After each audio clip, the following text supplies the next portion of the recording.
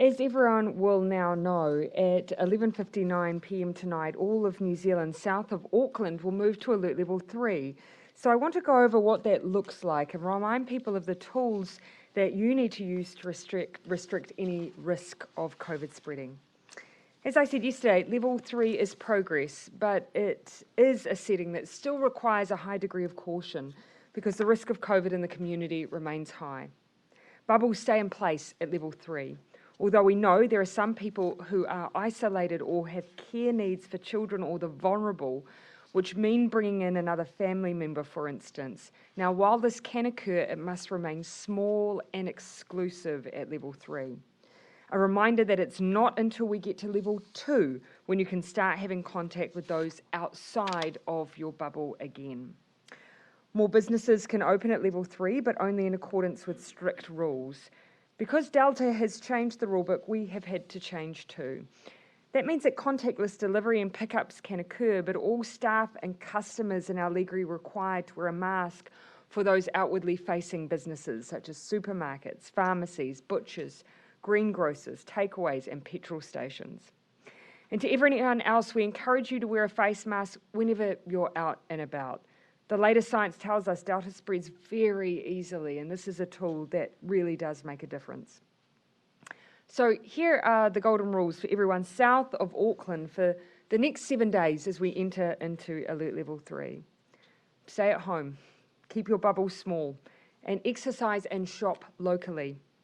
Keep your distance from people. Delta is highly infectious. Continue working from home if possible, and keep children and young people at home with you. At Alert Level 3, children should only go to school if their parents are essential workers who are required to work and there's no other option available. So for the most part, schools and other learning centres remain closed.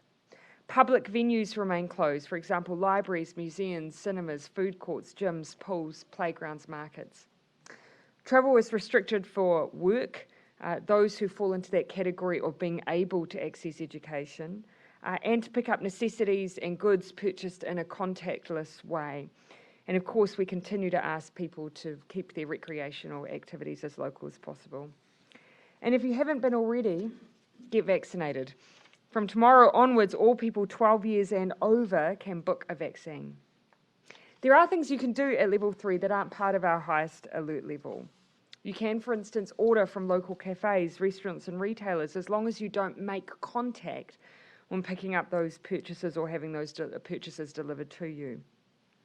Weddings and civil union ceremonies, funerals and tangihanga are allowed for up to 10 people. Other gatherings such as faith-based services, sports games, social events are not permitted. We know from this outbreak it has been these types of gatherings that have seen the spread of COVID-19 the most. Some messages now for businesses.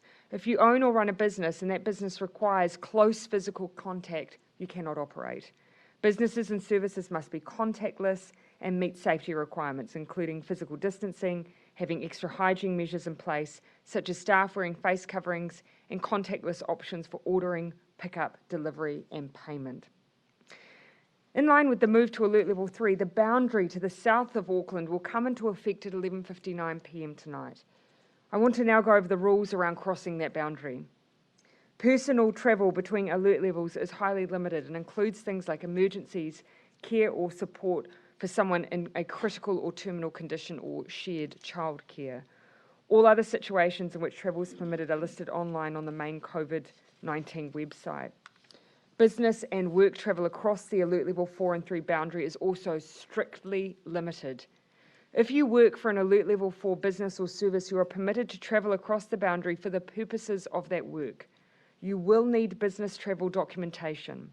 These are being processed by MB, a job they started several days ago when those applications started coming in. If you haven't applied already, you can do so at business.gov.nz.